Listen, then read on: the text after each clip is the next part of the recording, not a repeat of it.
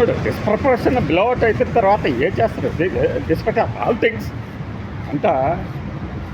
ఒక వ్యక్తి పాపం మా దోస్తు ఈ మధ్యన ఛానల్ మారినటువంటి దోస్తు ఆయన చేస్తున్న డిస్కషన్లో భాగంగా పేరు కూడా చెప్తున్నాను నేను. ఆ కేఎస్ ప్రసాద్ అని ఆయన పిలిచి ఆయన మాట్లాడుతుంటుంది. ఈ రావణ్ కృష్ణకి సంబంధించి అంటే అసలు ఈ కేఎస్ ప్రసాద్ ఆయన ఏం మాట్లాడుతున్నాడు ఆయనకైనా అర్థం అవుతుందా? నేను దాదాపు ఒక 6 నెలల తర్వాత మళ్ళీ ఆయన ఏం చెబుతున్నాడు, మన దోస్తు చేరాడు కదా అందులో అని చెప్పేసి చూస్తే ఏం చెబుతున్నాడు, మైండ్ పోతుంది. మామూలుగా పోలా.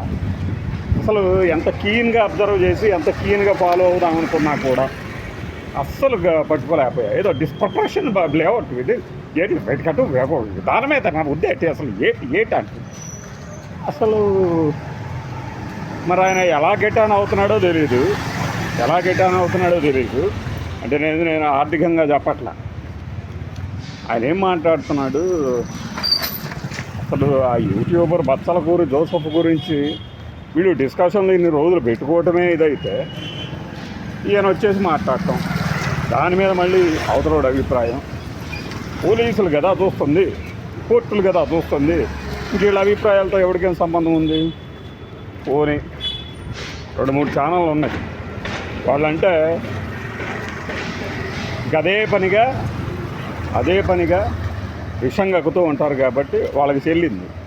ఈ మధ్యలో మధ్యస్థంగా ఉండే ఛానల్స్ మధ్యస్థంగా అంటే ఇది కరెక్టా ఇది తప్ప అని కూడా చెప్పలేకుండా లేదు ఇది ట్రెండింగ్ ఐటమ్ కాబట్టి దాని గురించి మనం మాట్లాడుకుంటూ ఉన్నాం, కాస్త వ్యూస్ వస్తాయి అనే రకంగా ఉన్న ఛానల్స్లో ఏం మాట్లాడతారా? కేఎస్ ప్రసాద్ గురించి ఆయన సెక్షన్ల గురించి మాట్లాడాడా, లేకపోతే అక్కడ ఎవరిది తప్పు అనేది అన్న ఓపెన్గా ఏమని చెప్తున్నాడా?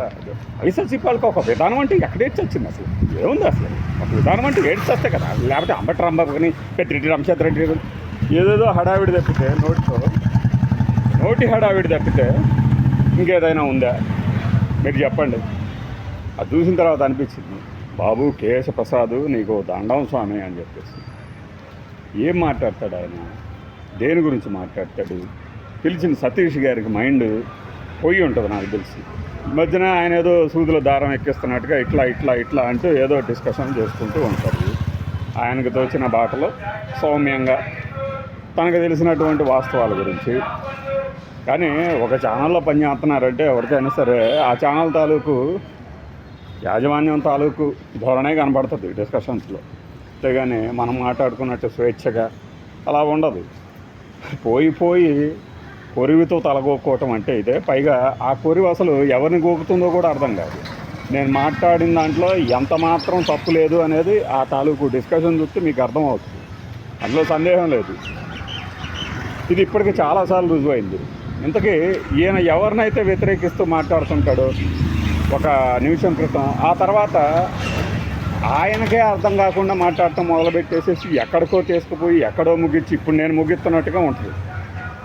అసలు నేను ఇప్పుడు దేని గురించి చెప్పాను అనేది కనీసం మీకు ఒక ఐడియా అన్నా వచ్చి ఉంటుంది. ఆయన మాత్రం అమ్మ తగ్గడు, అస్సలు తగ్గదు. అసలు డిస్ప్రపోర్షన్ ఏంటి మాట్లాడతాడు అసలు? ఎందుకు అసలు ఏది ఓకే నాకేసి బాత్ ఏంది ధోరణి? ఎప్పుడు తగ్గించుకుంటాడా మనిషి?